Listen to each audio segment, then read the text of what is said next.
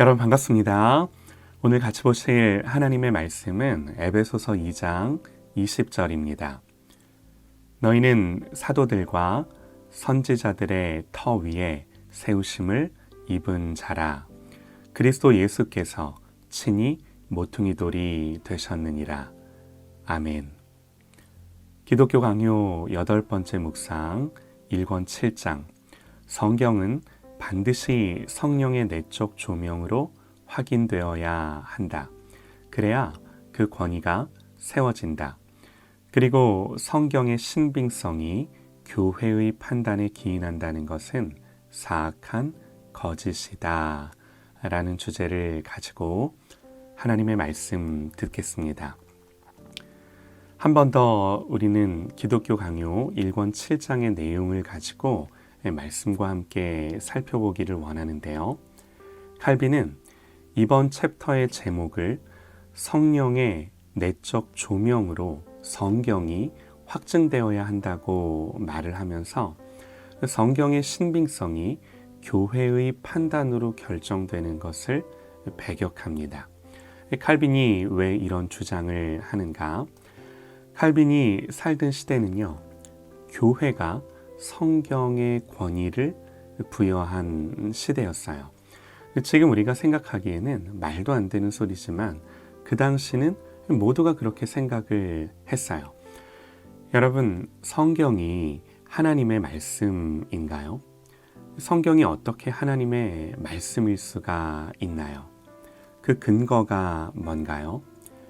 칼빈이 살던 시대는 교회가 성경을 그렇게 판단했기 때문에 성경이 하나님의 말씀으로서 권위를 가진다고 생각을 했어요.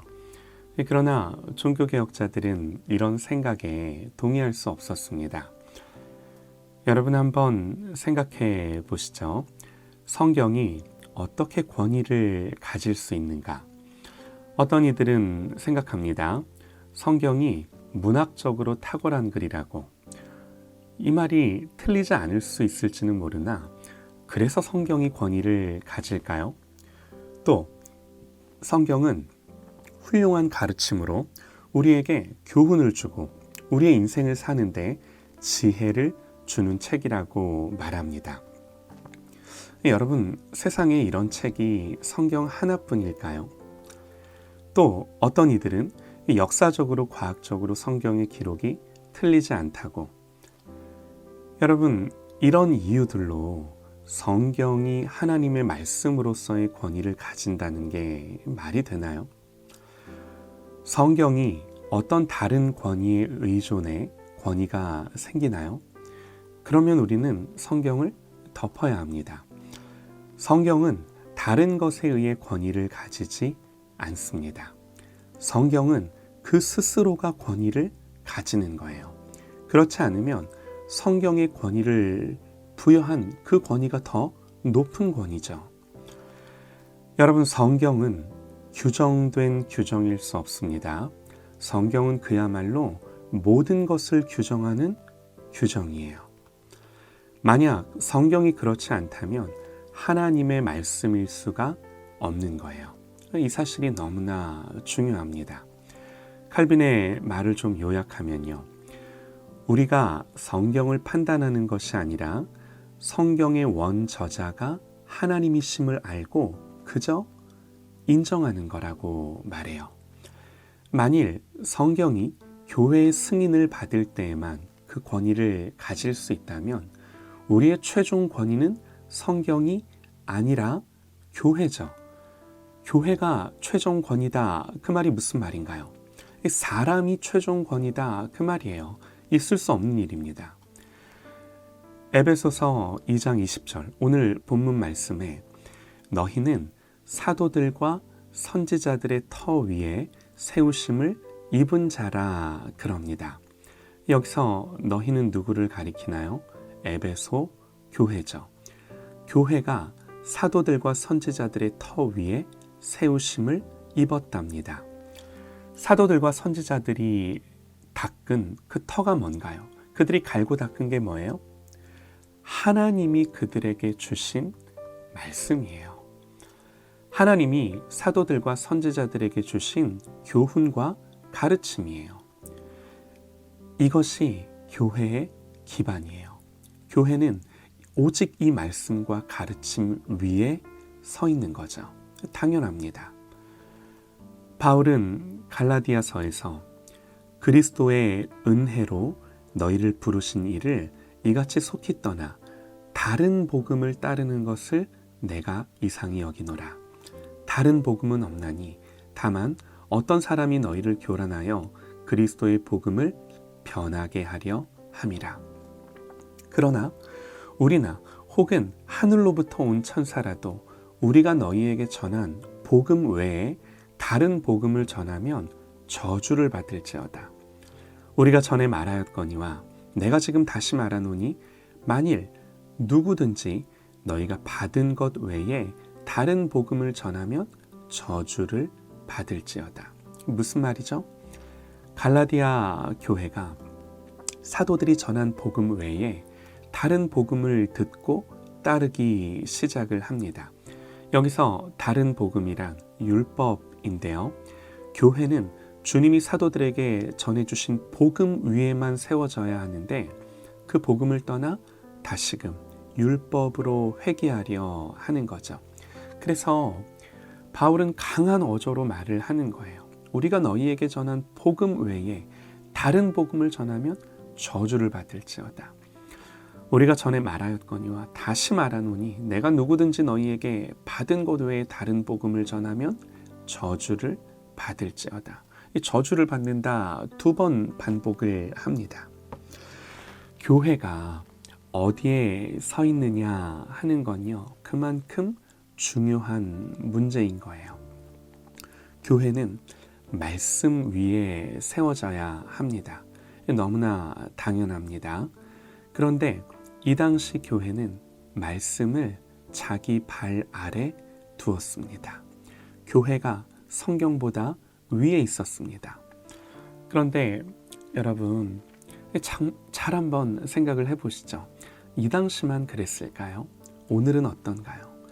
성경을 대하는 우리의 태도는 어떤가요?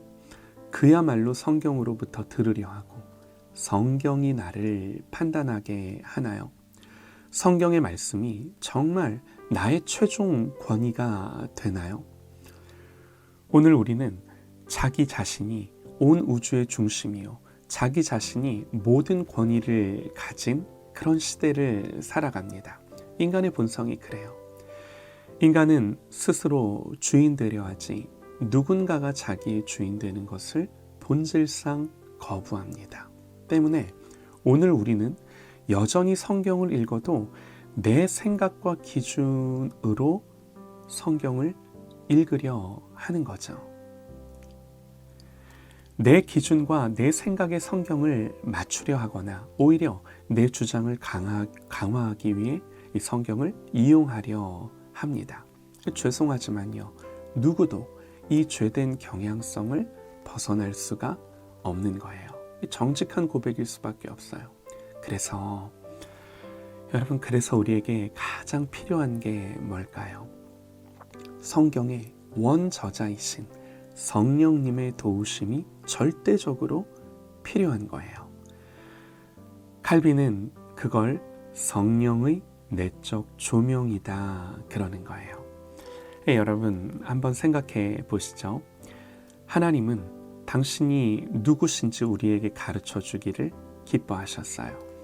당신의 영원하시고 무한하신 능력과 사랑과 은혜를 알게 하셔서 우리가 그 은혜를 깨닫고 하나님을 찬송하며 예배하기를 원하셨어요. 그래서 당신이 누구신지 인간이 알아들을 수 있는 방식으로 표현하셨고 그걸 기록하셔서 이제는 성경으로 우리에게 주신 것입니다. 그러므로 성경은 하나님을 인간의 언어로 표현한 것입니다. 안타깝지만요, 인간의 언어로 하나님의 모든 것을 다 설명하고 완전히 표현한다는 것은 불가능합니다. 그럼에도 인간의 언어와 표현으로 하나님을 나타내셨을 때 이 성경은 세상에 있는 것들을 묘사한 것일 수 없습니다. 그러면 이 성경을 읽을 때 반드시 필요한 것은 우리의 이성뿐만이 아니라 성령의 도우심으로 읽어야 한다는 것은 너무나도 자명한 사실인 거예요. 그러면 여러분 하나만 여쭤보겠습니다. 하나님은 어떤 사람을 도우시나요? 분명한 건요, 하나님 겸손한 사람을 도우십니다.